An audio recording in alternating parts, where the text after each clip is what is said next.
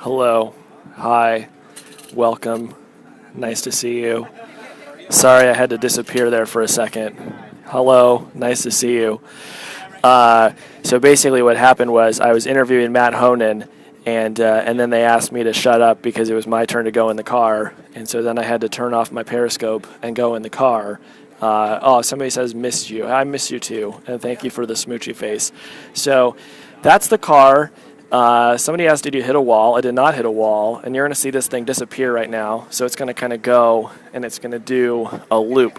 And now what I want you to see, and I don't know how well you're going to be able to see this. Let's go into landscape. So this car right now, it's going to cruise by, and you're going to see a pedestrian walk out in front of it. Okay, wait for this. Wait for this. Do you see there's going to be a pedestrian? You see the pedestrian walks by him, and then the car slows down. Do you see that? So that's like the first obstacle. So, and now you're going to see it kind of curve around, and when it curves around, I'll show you my hair. So, okay, so that was pretty cool. All right. Okay, so here's what happens. So you get in the car, and there's this like kind of cool like LCD dashboard that kind of tells you everything that's about to happen. So when you first get in, it says that there's actually a button. There's a big black button that you can press when you're ready to go. And so you press the button. Oh, somebody just complimented my hair. Thank you, Abe. So you press the button, and then it gives you a countdown, 3, 2, 1, and then it starts to cruise around me. There were two people in the car. It was me and Alexis Madrigal, who's one of my arch rivals from Fusion.net, that we agreed to share the car for the purposes of journalism. You get in the car, and then the first thing that happened is what you just saw. So if you missed it, you can watch the replay. A pedestrian walks in front of our car. A pedestrian walked in front of our car, which was, of course, a Google staffer. And when the staffer walked in front of the car immediately slowed down. As soon as it was safe to go, the car kind of continued. Now, I should point at where I am in case you missed the first broadcast. I'm on the roof of a mall. Google literally bought a mall and has been using it to test its self-driving cars. Presumably they're doing other things, but that's what I know that they're doing right here is testing this car. So we're on the roof of the mall, which is, kind of has a lot of surface parking, and they set up a route for this car to go. Now, I thought we were just going to be, driving in normal circumstances, but it turned out that Google had actually set up an obstacle course for us. So, as we travel around, another car joined, like a car kind of pulled out in front of us sort of quickly. The car had to adjust, slow down, and then the car, sort of turned out of our path, and we were able to continue. And then the third and the final obstacle that we saw was a cyclist. So a cyclist was in front of the self-driving car, and he sort of made the hand gesture indicating that he was going to pass. And what's really cool is that you can see the car again. So you can see the car. The car's back. So it's pretty cool. So after the car saw the cyclist, the car can actually interpret hand gestures. So the car saw the hand gesture, knew that the cyclist was going to pass to the left. It slowed down, let the cyclist pass, and then kind of turned around. And this whole time, what was really cool, which was on this LED display, which I was not allowed to take pictures of, you could see everything the car was seeing. So you could see that it identified the cyclist. You could see that it knew that there was a car in front of it. You could see that it knew that there was a pedestrian in front of it. And so the really cool thing was that it gives you this sense of safety as a passenger in the car because you are aware of everything that the car is aware of, right? And that's just not something that you typically have. So you can see there are two more journalists now getting in the car. Somebody says, what a cutie pie that car is. It's a real cutie pie. And, speaking as a tall person, I'm 6'5". The amount of leg room in that car is amazing, even though it's tiny, because there's no steering wheel, right? There's no, presumably there's an engine somewhere, but, it's not so much that it prevents you from stretching out your legs. Somebody says, will the car work in any city? So, no, right now they're only testing it in the Bay Area and in Austin, Texas. But so if you're in Austin, Texas, look around. You will see this thing driving around.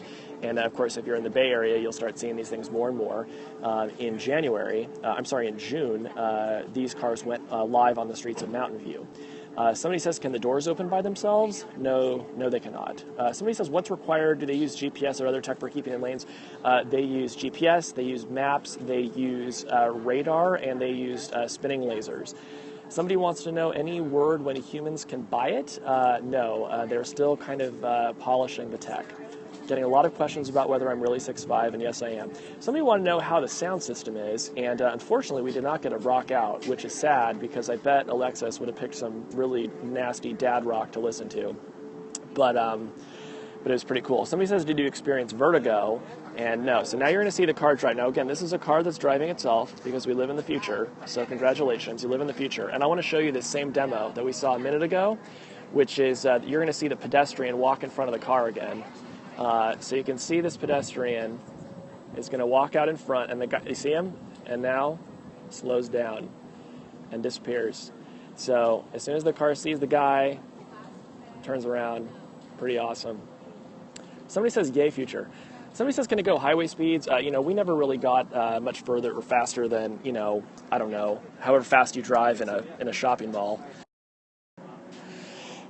So probably 5-10 miles an hour or something like that. Can it go on motorways? I think right now they've been driving it on surface streets. But eventually I do think it'll be able to go on the highways.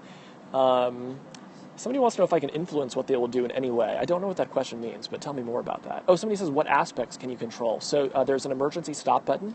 You can roll the windows up or down. You can turn a light, an overhead light, on or off. And there were maybe one or two more buttons, but there are very few buttons in this thing, right? There are a couple of displays, other displays that kind of show like camera angles around the car, although it's not clear that those would be in any sort of finished production. And keep in mind, Google hasn't said how it's going to bring this car to the market, right? They say they want to work with partners. They don't plan on just building the car themselves, but we don't know exactly what the business model is going to look like here. Getting a lot of questions about when will it actually go live on the roads. It is live on the roads right now. So if you're in Austin, Texas, or the Bay Area, you will see this car. Somebody says, when will you be reviewing this again? I'd like to see it too from the beginning. Watch the replay.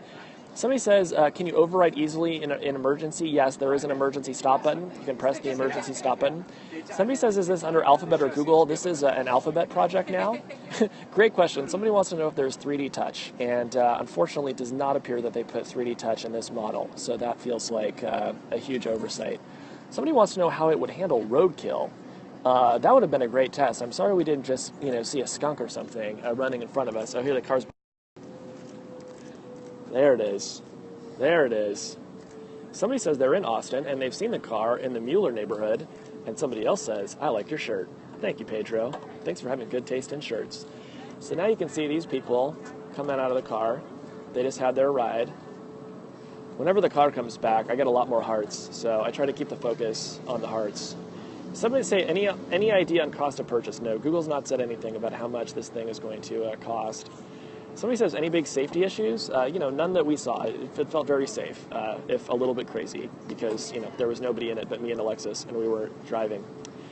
Somebody says, how does it handle potholes or other dangers on the road? I assume it would try to avoid potholes, but I don't know that. Somebody says, if you kill a person using this car, does Google go to jail? No, I don't think so. Another person wants to know about the launch date. No, we don't know what is going to happen. Oh, somebody says I should throw a fellow journalist in front of the car. That's a great idea. Try to eliminate the competition. Another person asked about a stereo. We did not see a stereo in there, but I presume it will have a sound system. Somebody wants to make sure it comes with a sunroof so that they can have my hair. I think that's a great point. So we're going to see this thing cruise around. So I'm probably going to let this thing cruise around, and just for any latecomers, I'll show you one final time the car stopping for the pedestrian, and then I'll probably hang up on you guys.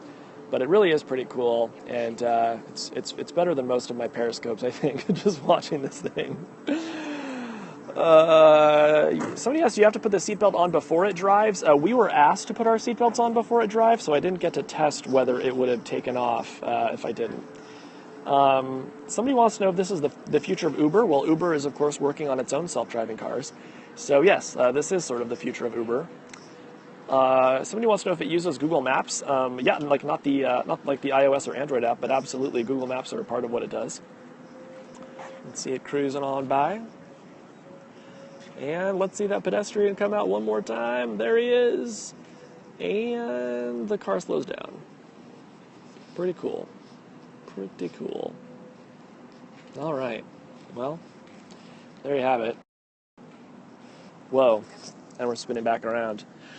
All right. Well, I just had that experience. It was really cool. I'm going to think a little bit more about what it meant, and I'm going to write about it on theverge.com. So somebody just called me. I hate it when somebody calls me when I'm periscoping. It's not a fun time for me. But anyway, I'm going to write up my experiences. If you missed the start of the Periscope, I answered some questions that a lot of you were asking, so you may want to go back and watch the replay and see if I answered your question there. But in the meantime, I'm going to sign off from the mall and from the future, where I just rode in a car that drove its damn self. This is happening, people. 2015. It's the real deal. Nice to see all of you.